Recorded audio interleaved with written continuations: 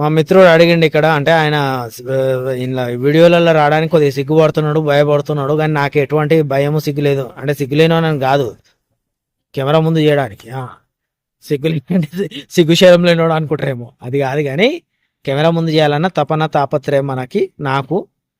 అతను అడిగిండే కట్టె కొట్టే తెచ్చి అంటే, కుటుంబ సమేతంగా సినిమాకి వెళ్ళండి, పిల్లలతోటి వెళ్ళండి, మంచి సినిమా మిస్ అవ్వద్దు.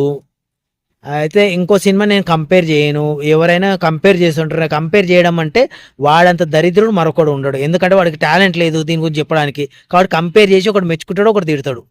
ఎవరైనా సరే అట్లా చేయకూడదు, తప్పది. ఈ సినిమా గురించి మాట్లాడితే నేను సినిమా గురించి మాట్లాడు.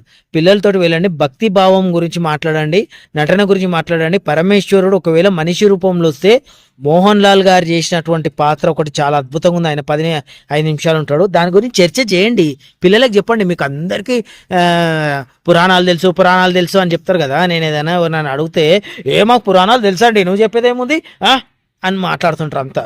ఒక సత్యనారాయణ స్వామి వ్రతం జరిగిన అని, అయ్యప్ప మాలలు కూడా చాలా మందికి భజన అని చేశారు కదా. కనీసం భోజనం చేసే టైంలోనైనా వచ్చిన కథలు దేవుని చెప్తా అంటే కూడా చెప్పనియరు. మాకు అన్ని కథలు తెలుసా అంటారు. మరి అన్ని తెలిసినా పిల్లలకి చెప్పండి, మరి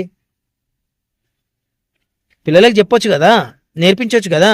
మా నాన్న చిన్న ఉన్నప్పుడు నాకు మహాభారతం బాగా చెప్పాడు, రామాయణం చెప్పాడు. కాబట్టి అది నాకు బాగా ఇదైపోయి నేను బుక్స్ బాగా చదివాను నేను. సో తల్లిదండ్రులు నేర్పించండి అందరికి. మాకు అన్ని తెలుసు అంటారు కదా, చెప్పండి. వేద పండితులు కూడా అంటారు, ఆ పూజలు గుళ్ళ లేకపోతే ఆ పూజకింత ఈ పూజకింత అంటారు. కానీ రామాయణం గురించి కాసేపు చెప్పొచ్చుగా, మహాభారతం గురించి చెప్పొచ్చు కదా. ఏదైనా సినిమా వాళ్ళు తీస్తే లోడలోడో వక్రీకరించారని లోడలోడ ఒర్రే బదులు, ఏడ్చే బదులు ముందు మీరు చెప్పొచ్చు కదా చక్కగా ఉండి. పిల్లలకి వారానికో గంటనైనా పెట్టొచ్చు కదా, పెట్టరు.